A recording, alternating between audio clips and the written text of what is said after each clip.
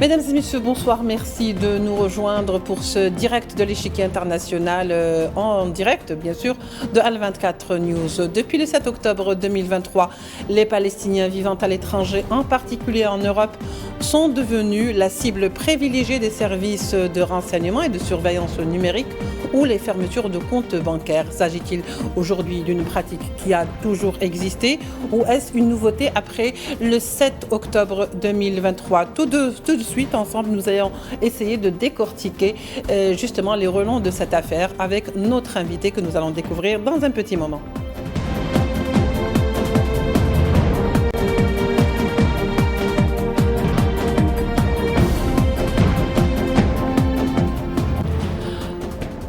Pour en parler ce soir avec vous, nous accueillons avec beaucoup de plaisir Maître Dominique Cochin, présidente de l'association Avocats pour la justice au Proche-Orient. Dominique, bonsoir, merci d'être avec nous. Bonsoir, merci de m'accueillir.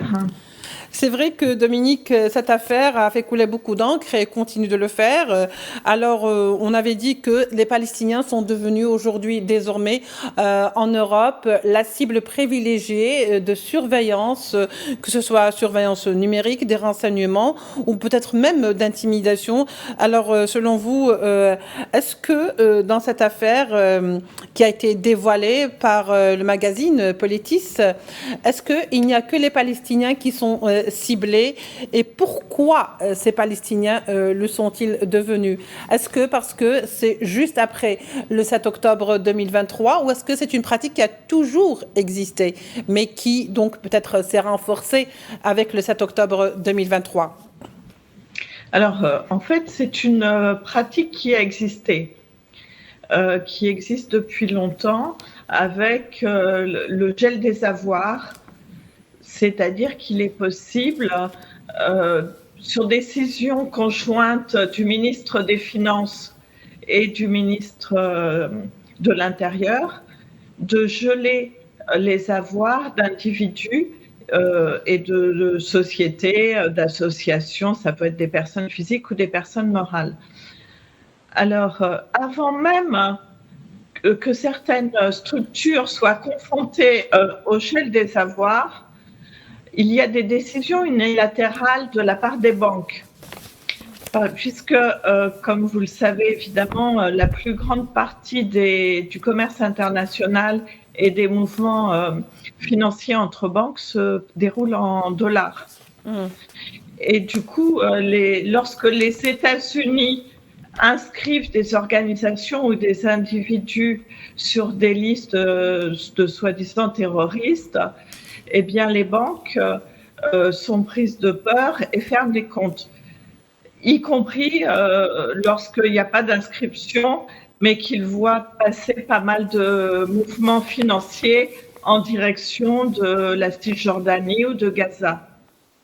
Donc, ce mouvement s'est intensifié avec beaucoup d'associations qui ont vu leur compte être fermé ou des refus d'ouverture. Et ça ne vise pas que les Palestiniens, puisque une association comme l'Union juive française pour la paix, qui a financé des actions humanitaires à Gaza, a eu son compte en banque fermé. Ben justement, est-ce que finalement ces renseignements ciblent des Palestiniens en tant qu'individus, c'est-à-dire juste parce qu'ils portent la nationalité ou parce qu'ils sont palestiniens, même s'il y a une sorte de double nationalité pour la plupart, parce qu'on va le voir par la suite, ils sont ou franco-palestiniens ou germano-palestiniens, ou est-ce que ça cible le fait que ces personnes, surtout, sont adhérents ou appartiendraient ou militeraient pour une ONG qui serait pro-palestinienne, comme par exemple celle de BDL, par exemple, le boycott. BDS. BDS, pardon. C'est pas grave, on avait compris. Donc, en fait, c'est surtout la destination de l'argent qui va être prise en considération. Et évidemment, dans la période que nous traversons, avec toutes les difficultés que connaissent les Gazaouis, il est évident que lorsqu'un franco-palestinien, un germano-palestinien ou un palestinien de quel que soit son état de résidence, qu'il ait ou pas la double nationalité, ils vont tenter d'aider leur famille et d'envoyer de l'argent à Gaza. Et là, de manière assez systématique, il y aura des fermetures de comptes, les banques ne voulant pas pouvoir courir un début de commencement de risque d'être accusées d'aider à financer le Hamas ou autres mouvements palestiniens. Alors, oui, allez-y. Donc, en réalité, ces fermetures sont souvent, pour ce qui est des initiatives des banques, oui. Des décisions une manière d'ouvrir le parapluie. Je ne cherche pas à savoir, c'est la Palestine, je ferme. Justement, finalement, Dominique, quel est l'objectif de ce genre d'opération? Pourquoi aujourd'hui les Palestiniens, entre parenthèses, sont traqués lorsqu'ils vont demander leurs papiers? Ils sont face à des intimidations. Est-ce que c'est pour un petit peu les dissuader pour ne pas justement adhérer à ce genre d'ONG, ou c'est tout simplement des intimidations en tant que Palestiniens? Donc, ils vont toujours courir ce risque d'être de voir soit leur demande rejetée, soit leur vie privée donc complètement harcelée à chaque fois. Pourquoi les Palestiniens aujourd'hui? Est-ce que c'est réellement par rapport à ce génocide? Alors là, on parle des pouvoirs publics. C'est pas les banques qui peuvent être des banques privées qui ont cette attitude, mais effectivement, il y a une surveillance. Il y a une volonté, par exemple, pour les quelques Palestiniens, parce que la France n'a pas accueilli beaucoup de Palestiniens. Elle a les doubles nationaux, oui, et ça c'était son devoir, mais sur le plan humanitaire, il n'y a pas eu d'accueil de beaucoup de Palestiniens. Et là, effectivement, avant d'octroyer des visas, il y a des enquêtes, des questions sur toute la vie des personnes. Et ça, c'est pour ceux qui sont réfugiés, en fait. Et pour les Palestiniens qui vivent en France de longue date et qui ont souvent la nationalité française, difficile de parler d'une double nationalité puisque, s'agissant de Palestiniens réfugiés, ils n'ont même pas de titre de voyage palestinien. Donc, ces Palestiniens-là, effectivement, par exemple, s'ils résident en France et qu'ils demandent la nationalité française, ils peuvent se trouver convoqués par la DGSI.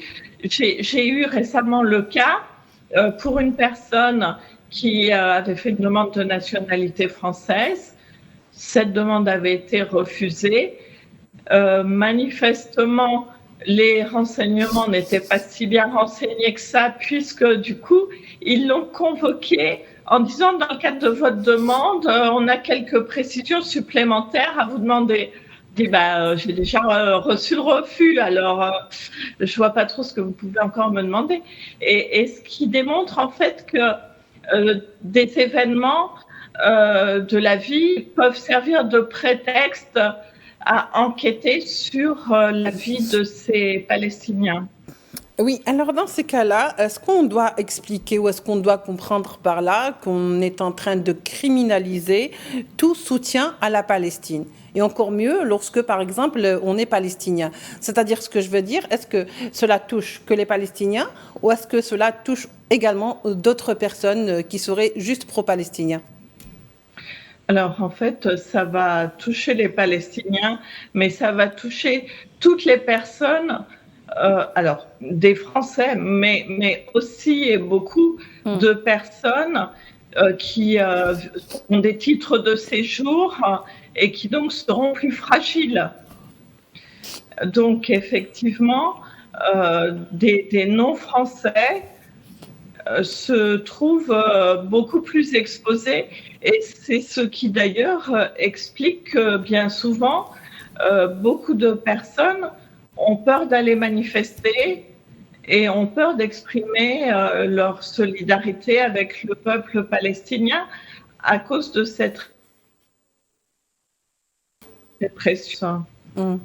Donc ça ne concernera pas que les Palestiniens, Mais il y a une vraie surveillance, notamment des Palestiniens, sur les réseaux sociaux. Moi, j'ai, là encore, en termes d'expérience, été amenée à assister des Palestiniens qui étaient convoqués par la police, et le signalement provenait du ministère de l'Intérieur. Oui. Et justement, qu'est-ce qu'il leur est reproché, comme je disais toujours? Est-ce qu'on est en train de criminaliser le soutien à la Palestine? C'est ça, au fait? On fait Alors, payer à tout à ces fait. gens leur soutien à la Palestine? Alors, il faut savoir qu'en France, on a beau prôner la liberté d'expression, en réalité, on est dans une liberté à deux vitesses. Il y a une très grande liberté d'expression pour faire de l'apologie de crimes de guerre, hein, ou de crimes contre l'humanité. Il y a beaucoup moins de liberté d'expression dès lors qu'il s'agit de plaider pour le peuple palestinien et d'évoquer les souffrances qu'il subit. Oui. Et Justement, notamment, à titre d'exemple, puisque vous parliez de oui. BDS, vous savez que la France a été condamnée puisqu'elle a tenté pendant des années, puisqu'on a plaidé des années durant pour tenter de pénaliser l'appel au boycott de produits israéliens. La Cour européenne des droits de l'homme a dit que c'était légitime. Et il y a encore une personne qui est poursuivie, et dans la convocation devant le tribunal, on lui reproche notamment le port d'un t-shirt avec écrit boycott Israël d'un côté, Free Palestine de l'autre. Hum. Alors, en quoi Free Palestine pourrait être des propos qui justifieraient d'être poursuivis? Tout à fait. Finalement, on va un petit peu revenir sur le fait et se demander à quel moment la France, parce que ça a commencé aussi en Allemagne et c'est encore, si vous voulez, plus accru, en Grande-Bretagne, où là c'est plus flagrant, en France ça a commencé, mais à quel moment ça a basculé en France? Le fait de parler de la Palestine était considéré comme étant un crime et donc qu'il était passible de poursuite. Écoutez, je pense qu'en réalité, ça a été dès le 7 octobre, Hum. puisque immédiatement, il a été interdit de manifester en soutien à la Palestine. Et il a fallu aller plaider pour obtenir des juges le droit de manifester contre la position du gouvernement français. Et immédiatement, les militants ont été accusés sans fondement de tenir des propos antisémites, de manière à justifier ces interdictions avec des risques de soi-disant débordement, alors qu'évidemment, il n'y en avait pas eu. Oui, justement, en Allemagne, à titre d'exemple, l'article en question de Politis évoque le fait qu'après le 7 octobre, une lettre a même été envoyée à toutes les écoles de Berlin pour demander aux professeurs d'appeler la police si un élève disait Free Palestine ou même dessiner la carte de la Palestine. Cela nous renvoie un peu à ce qui a été dit et l'information qui a été rapportée qu'en Israël, le ministère des Affaires de la diaspora, c'est ainsi qu'on le nomme, envoie chaque semaine aux gouvernements européens au pluriel, des rapports de risque liés à des événements pro-palestiniens. Cela veut dire quoi finalement, Dominique Cochin? Que c'est un travail qui se fait de concerto, c'est-à-dire que c'est Israël qui dicte ce qui doit être fait par les Européens, c'est ça? Écoutez, on en a bien peur parce qu'il y a eu récemment une vidéo qui a été diffusée sur les réseaux sociaux et qui a choqué beaucoup de personnes. A priori, il s'agissait d'une conférence en Israël, mais par des francophones, avec une personne proche du CRIF qui expliquait que en fait, ils enquêtaient, ils demandaient que soient recensés tous les musulmans, qu'il y ait des enquêtes sur les individus, expliquant qu'ils collaboraient avec la DGSI, mais on avait l'impression davantage qu'ils donnaient les instructions que de la collaboration. Justement, Donc, oui, oui. pardon. Oui, on est vraiment confronté à cela. Et récemment, il y a eu encore un scandale puisque un sondage a été commandé en direction des universités qui, là encore, vu les questions orientées, donnait vraiment l'impression de vouloir pointer du doigt les étudiants en tant qu'antisémites, puisque les questions portaient sur le soutien à la Palestine ou la critique d'Israël, mais que c'était soi-disant un sondage sur l'antisémitisme. Donc là aussi, il y a une démarche qui est faussée pour aller dans le sens de la répression. Et pour ce qui est des Palestiniens, tous ceux qui ont, les peu nombreux d'entre eux qui ont été accueillis en France, ils ont été répartis sur toute la France pour ne pas leur permettre en fait de se réunir, d'échanger entre eux, d'avoir des contacts. Donc ils sont extrêmement isolés. Et les personnes qui devaient venir étudier en France, on a créé un prétexte avec l'histoire d'une jeune femme à qui on a reproché des publications très anciennes qui, en fait, d'après le parquet, ne donnaient pas lieu à poursuite en France.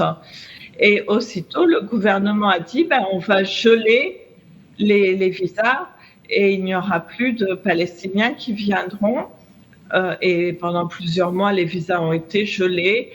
Ils ont, après qu'ait tenté une procédure judiciaire, dit que ça y est, ils levaient le gel des visas, mais les gens n'arrivent qu'au compte-gouttes, alors que c'est des personnes qui avaient tout ce qui était nécessaire pour se loger, étudier, etc. Tout avait été mis en place en amont.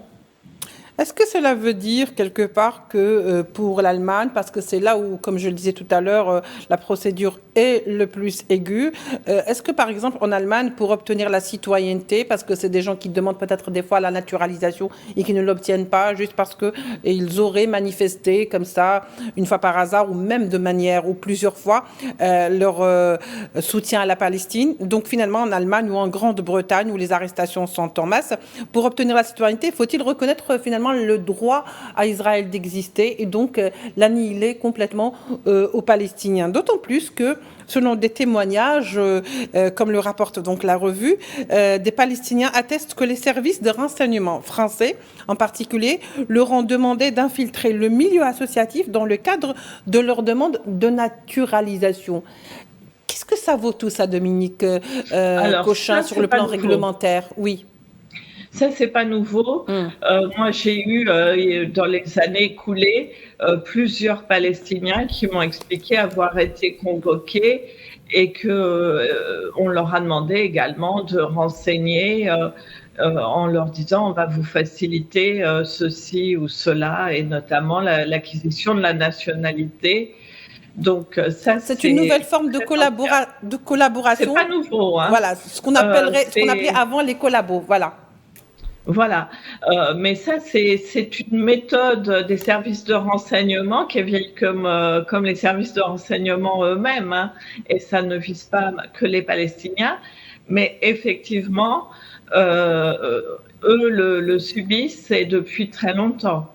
D'ailleurs, dans tous les rassemblements, toutes les manifestations, il y a des services de renseignement dédiés aux Palestiniens et des services de renseignement dédiés aux associations pro-israéliennes. Oui, j'allais dire aujourd'hui, Dominique Cochin, c'est vraiment de mauvais temps que traverse le droit international, la légalité, la justice aujourd'hui en Europe. C'est un continent qui a toujours prôné justement la démocratie, la liberté d'expression. On en arrive au fait aujourd'hui à tout l'inverse. Finalement, est-ce que ce sont des temps durs pour les Palestiniens et les pro-palestiniens aujourd'hui en Europe? Alors que on a vu qu'en contrepartie, ou si vous voulez, en revanche, de l'autre côté, on pouvait faire les pires déclarations, appeler au meurtre, et cela s'est vu par des sionistes et des pro-sionistes qui disaient il faut les raser tous, il faut les tuer tous, que même la famille, ce n'était pas suffisant, et pourtant ils n'ont jamais été inquiétés. Tout à fait. Alors, c'est une vraie difficulté en France. Il y a des procès très nombreux, très fréquents, qui vont viser des personnes qui auront soutenu la Palestine.